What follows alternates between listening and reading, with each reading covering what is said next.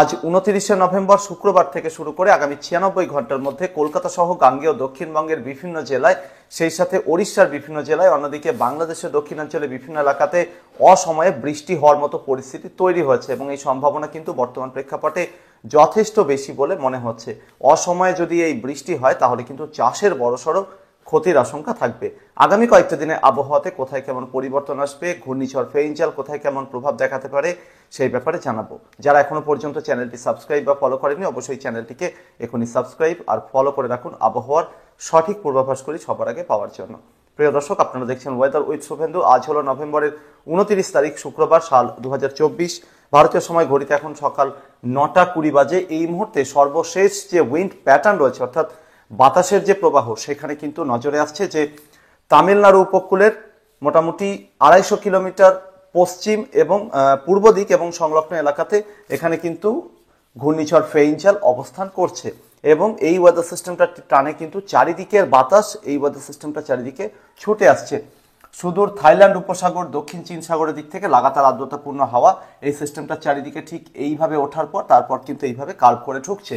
এদিকে উত্তর ভারতের শুকনো ঠান্ডা হাওয়া, সেটাও কিন্তু দক্ষিণ ভারতের যে পার্বত্য এলাকাগুলো রয়েছে সেই পাহাড়ি এলাকার উপর দিয়ে কিন্তু এই সিস্টেমটা চারিদিকে ঢুকে আসছে। এই যে উত্তর ভারতের উপর দিয়ে হাওয়া নামছে, এই কারণে কিন্তু দক্ষিণ ভারতের বিভিন্ন রাজ্যেও কিন্তু ভোরের দিকে রীতিমতো বেশ ভালো ঠান্ডা অনুভূত হচ্ছে, যেটা এখানে মোটেও কিন্তু স্বাভাবিক নয়, এটা খানিকটা অস্বাভাবিক, কারণ দক্ষিণ ভারতের এই রাজ্যগুলোতে কিন্তু এই রকমের তাপমাত্রা থাকে না। এদিকে এই ওয়েদার সিস্টেমটা টানে বঙ্গোপসাগরের বিভিন্ন এলাকাতে আর্দ্রতাপূর্ণ হাওয়া ঢুকছে, তবে এরই সাথে কিন্তু অরুণাচল, সেই সাথে উত্তরবঙ্গ, বাংলাদেশের উত্তরাঞ্চল, মেঘালয়, এই দিক থেকেও কিন্তু শুকনো ঠান্ডা হাওয়া নেমে আসছে। সেটা বাংলাদেশের মধ্যাঞ্চল এবং পার্শ্ববর্তী বিভিন্ন এলাকার উপর দিয়ে, সেই সাথে গাঙ্গেয় দক্ষিণবঙ্গের জেলাগুলোর উপর দিয়ে। অন্যদিকে ঝাড়খণ্ডের উত্তরাঞ্চলের দিক থেকেও নামছে হাওয়া, সেটা গাঙ্গেয় দক্ষিণবঙ্গের পশ্চিমাঞ্চল হয়ে সেটা কিন্তু চলে যাচ্ছে বঙ্গোপসাগরের এই সিস্টেমটার দিকে। দুই বিপরীতধর্মী হাওয়া, একদিকে সমুদ্রের আর্দ্রতাপূর্ণ হাওয়া, অন্যদিকে উত্তরে শুকনো হাওয়া, দুটো কিন্তু উত্তর বঙ্গোপসাগর এবং সংলগ্ন এই এলাকাগুলোর উপরে মিলিত হচ্ছে। কলকাতা সহ গাঙ্গেয় দক্ষিণবঙ্গের বিভিন্ন জেলা এবং পার্শ্ববর্তী বিভিন্ন এলাকাতে যেহেতু উত্তর পশ্চিম ভারত, অর্থাৎ ভারতের রাজধানী দিল্লি, আগ্রা, কানপুর, ফৈজাবাদ, বারেলি, এলাহাবাদ, পাটনা, এদিক থেকে হাওয়া ঢোকা পূর্ব ভারতের দিকে সম্পূর্ণরূপে বন্ধ হয়ে গেছে বিগত 24 ঘন্টা থেকে। এবং এর আগে বলেছিলাম যে যত সময় যাবে, যত আর্দ্রতাপূর্ণ হাওয়া গাঙ্গেয় দক্ষিণবঙ্গের দক্ষিণাঞ্চল এলাকাগুলোর দিকে ঢুকতে থাকবে, ততই কিন্তু বাতাসের গুণগত মানে পরিবর্তন আসবে। সেই পরিবর্তন কিন্তু বেশ বড় রকমের দূষণের পরিবর্তন কিন্তু ধরা পড়েছে। বাতাসের গুণগত মান এই মুহূর্তে যথেষ্ট ভালো হয়েছে।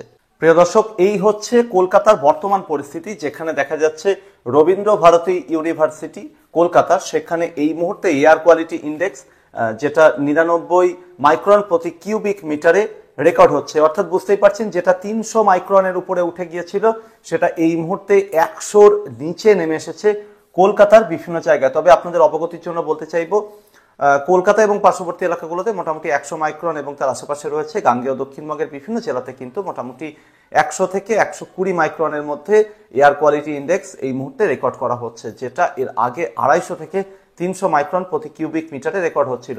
শুধুমাত্র এই হাওয়া বদলের জন্যই কিন্তু এইরকম পরিস্থিতি তৈরি হয়েছে। অর্থাৎ উত্তর পশ্চিম ভারতের দিক থেকে দূষণ নিয়ে যে উত্তরে হাওয়া ঢুকে আসছিল, তার বদলে এই মুহূর্তে ভারতের উত্তর পূর্বের যে পাহাড়ি রাজ্যগুলো, যেরকম সিকিম, সেই সাথে অরুণাচল প্রদেশ, মেঘালয়, সেই দিক থেকে যে হাওয়া নামছে সেই হাওয়াতে কিন্তু দূষণ নেই, কারণ সেদিকে কলকারখানা কম, সেই সাথে মানুষের বসতিও কম। এই কারণেই কিন্তু সেই হাওয়াতে দূষণ নেই এবং সেই হাওয়ায় কিন্তু গাঙ্গেয় দক্ষিণবঙ্গের উপর দিয়ে নেমে আসছে।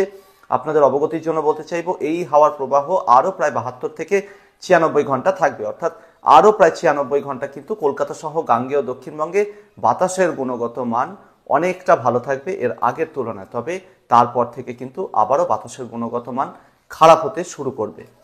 আজকে সর্বশেষ উপগ্রহ চিত্রের দিকে যদি নজর রাখা যায়, তাহলে দেখা যাচ্ছে যে পশ্চিম ভারত থেকে শুরু করে উত্তর ভারতের বিভিন্ন এলাকা, সেই সাথে পূর্ব ভারতের বিহার, ঝাড়খণ্ড সহ আশেপাশের বিভিন্ন জায়গা, এই এলাকাগুলোতে কিন্তু আকাশ এই মুহূর্তে পরিষ্কার।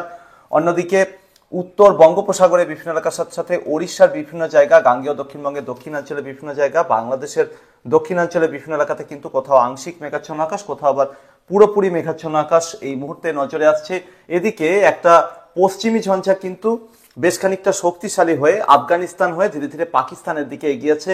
পাকিস্তানের মধ্যাঞ্চল থেকে শুরু করে, যে কারণে উত্তরাঞ্চলে বিভিন্ন এলাকাতে এই মুহূর্তে যথেষ্ট মেঘের আনাগোনা রয়েছে। এই ওয়েদার সিস্টেমটি আজকে দুপুরের পর থেকে গিলগিট, বাল্টিস্তান, মুজাফফরাবাদ এই এলাকাগুলোর দিকে প্রভাব দেখাতে শুরু করবে। রাত যত গভীর হবে জম্মু কাশ্মীরের বিভিন্ন এলাকার সাথে সাথে আগামীকাল হতে হতে লাদাখের বিভিন্ন জায়গার দিকে ভালো রকমের তুষারপাত দিতে পারে ওয়েদার সিস্টেমটি। উত্তর পাকিস্তান, উত্তর আফগানিস্তানও কিন্তু প্রচুর তুষারপাতের সম্ভাবনা রয়েছে এই ওয়েদার সিস্টেমটার কারণে। এই ওয়েদার সিস্টেমটি কিন্তু আগামী প্রায় 3-4 দিন এই পাহাড়ের জম্মু কাশ্মীর, লাদাখ, হিমাচল, উত্তরাখণ্ড, নেপাল এই এলাকাগুলোর উপরে তুষারপাত দিতে থাকবে বলেই মনে হচ্ছে। এদিকে বঙ্গোপসাগরের ওয়েদার সিস্টেমটি অর্থাৎ ঘূর্ণিঝড় ফেইঞ্জাল, সেটা কিন্তু এই মুহূর্তে অনেকটা বেশি সুদৃঢ় হয়েছে এবং অনেকটা গুছিয়ে নিয়েছে নিজেকে ওয়েদার সিস্টেমটা, এবং সেই কারণে কিন্তু একটা সার্কুলার শেপে চলে এসেছে ওয়েদার সিস্টেমটা।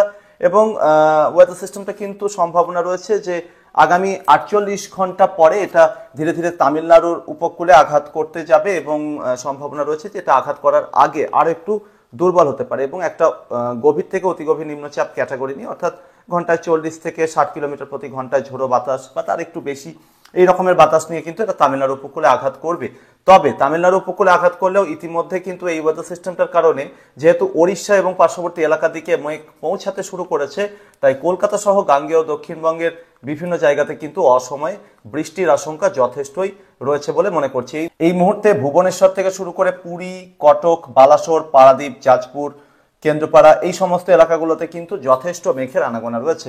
শুধুমাত্র কি ওড়িশা ছাড়াও কলকাতা সহ গাঙ্গেয় দক্ষিণবঙ্গের দক্ষিণাঞ্চলে বিভিন্ন জায়গা, যেরকম পূর্ব মেদিনীপুর, সেই সাথে পশ্চিম মেদিনীপুরের কিছু জায়গা, অন্যদিকে বাঁকুড়ার দক্ষিণ ভাগের কিছু জায়গা, হাওড়া জেলা, সেই সাথে কলকাতার দক্ষিণাঞ্চলে বিভিন্ন এলাকা, 24 পরগনা জেলা এবং নদিয়া জেলার একেবারে দক্ষিণ ভাগের কিছু জায়গা, এই এলাকাগুলোতে কিন্তু আংশিক মেঘাচ্ছন্ন আকাশ থেকে পুরোপুরি মেঘাচ্ছন্ন আকাশ রয়েছে। এদিকে বাংলাদেশের দক্ষিণাঞ্চলে সাতক্ষীরা, খুলনা, বাগেরহাট, যশোর, নড়াইল এই এলাকাগুলোতেও রয়েছে মেঘাচ্ছন্ন আকাশ। বরিশাল ডিভিশনের দক্ষিণাঞ্চল এলাকাগুলোতে আংশিক মেঘাচ্ছন্ন আকাশ, এবং চট্টগ্রাম ডিভিশনের বান্দরবন, রাঙামাটি দক্ষিণাঞ্চলে কিছু কিছু জায়গা এবং পার্শ্ববর্তী আরো বেশ কিছু জায়গাতে এই মুহূর্তে মেঘাচ্ছন্ন আকাশ রয়েছে। ভারতের ত্রিপুরা কোথাও কোথাও আংশিক মেঘাচ্ছন্ন আকাশ রয়েছে, বাকি বাংলাদেশের সর্বত্রই পরিষ্কার আকাশ।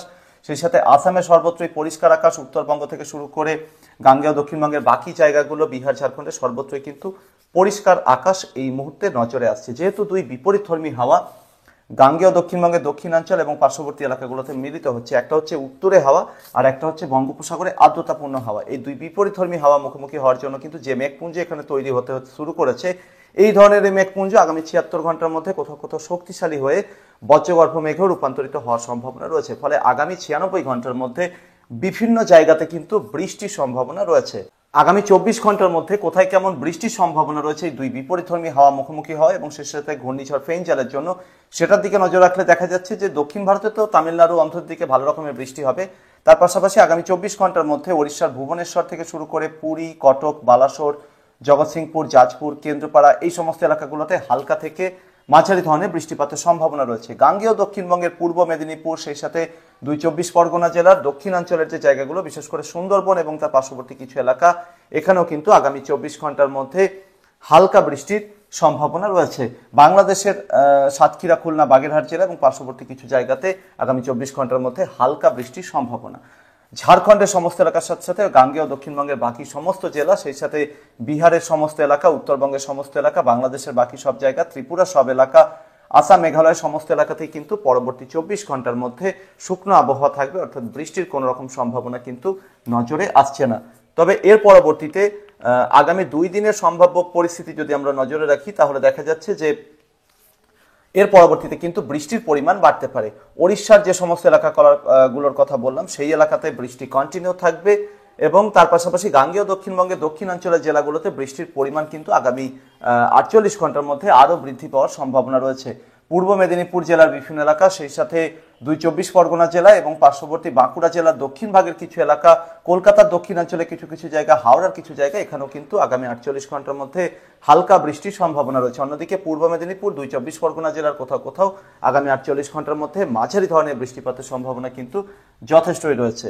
এর পরবর্তীতে আরও 2 দিন, অর্থাৎ আগামী টোটাল 96 ঘন্টার মধ্যে ওড়িশার বিভিন্ন এলাকার সাথে সাথে ঝাড়খণ্ডের দক্ষিণাঞ্চলের চাইবাসা, জামশেদপুর, চাকুলিয়া এবং তার পার্শ্ববর্তী কিছু জায়গা, ছত্তিশগড়ের বিভিন্ন জায়গা, অন্যদিকে বিশেষ করে ছত্তিশগড়ের দক্ষিণাঞ্চলের, অন্যদিকে গাঙ্গেয় দক্ষিণবঙ্গের দক্ষিণাঞ্চলের কলকাতা সহ হাওড়া এবং বাঁকুড়া জেলার দক্ষিণ ভাগের কিছু কিছু জায়গা, নদিয়া জেলার দক্ষিণ ভাগে রানাঘাট, চাকদহ, কল্যাণী, এই সমস্ত জায়গাগুলোর কোথাও কোথাও আগামী 4 দিনের মধ্যে কিন্তু হালকা বৃষ্টির সম্ভাবনা থাকছে। অর্থাৎ সেক্ষেত্রে দেখা যাচ্ছে বাঁকুড়া, কলকাতা এবং হাওড়া, নদিয়া জেলার দক্ষিণ ভাগে শুধুমাত্র হালকা বৃষ্টির সম্ভাবনাই বেশি থাকছে। অন্যদিকে পূর্ব মেদিনীপুর, 24 পরগনা জেলা এবং পার্শ্ববর্তী আরো বেশ কিছু জায়গা, এই এলাকাগুলোতে কিন্তু পরবর্তী 4 দিনের মধ্যে হালকা থেকে মাঝারি ধরনের বৃষ্টিপাতের সম্ভাবনা কিন্তু যথেষ্টই রয়েছে।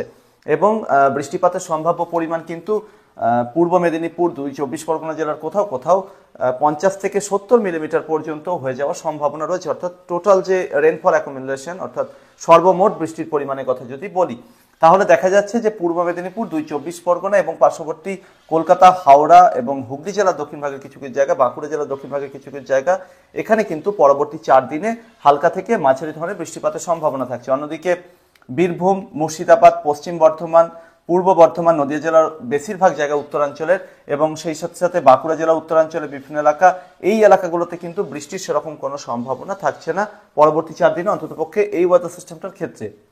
ঝাড়খণ্ডের বাকি বেশিরভাগ সমস্ত এলাকা, সেই সাথে বিহারের সমস্ত এলাকা, বাংলাদেশের উত্তরাঞ্চলের সমস্ত এলাকা, সেই সাথে ত্রিপুরা প্রায় সব এলাকা, আসাম, মেঘালয়ের সব এলাকা, সর্বত্রই কিন্তু আবহাওয়া শুকনো থাকবে বলেই মনে হচ্ছে।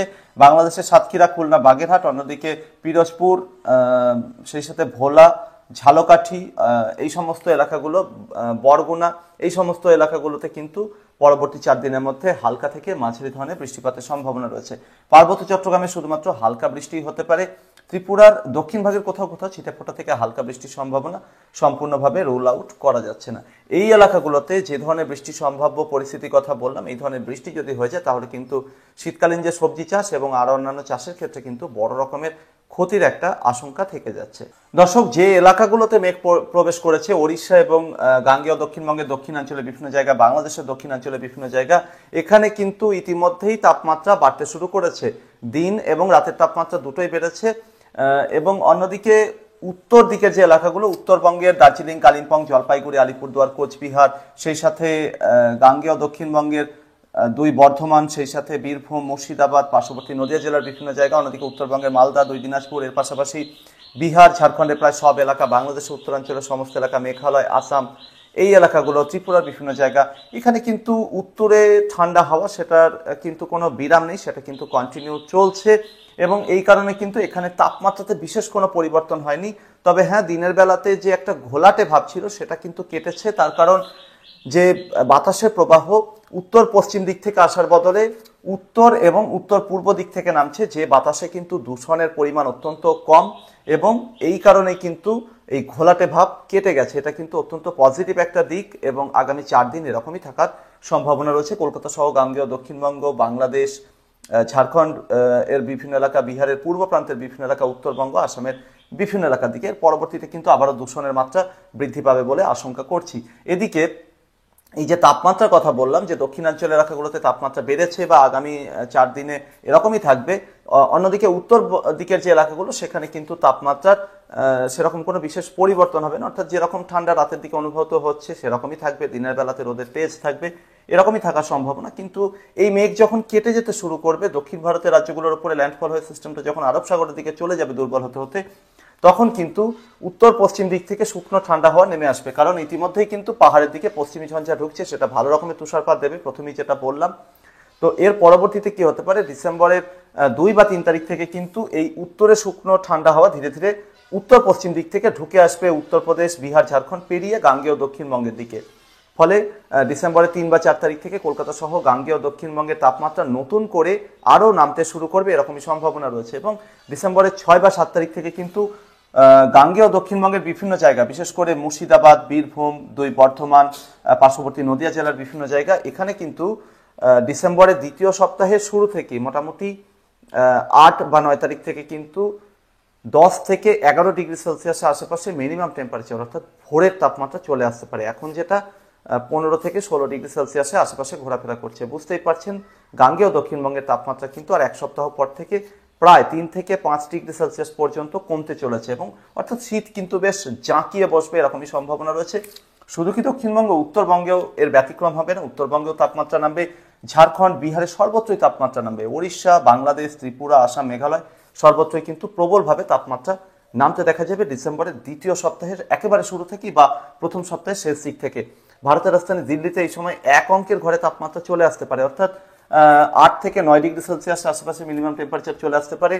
রাজস্থান, পাঞ্জাব, হরিয়ানার বিভিন্ন জায়গাতে কিন্তু এই সময় এক অঙ্কের ঘরে তাপমাত্রা চলে আসবে বলেই মনে করছি।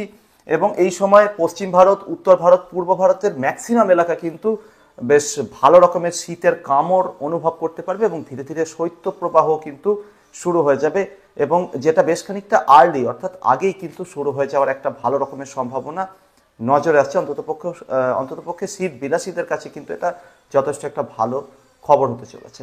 প্রিয় দর্শক, এই ছিল আগামী কয়েকটা দিনে আবহাওয়ার সম্ভাব্য পরিস্থিতি। পরবর্তী আপডেট এবং ভিডিওতে আবারও দেখা হবে। ধন্যবাদ।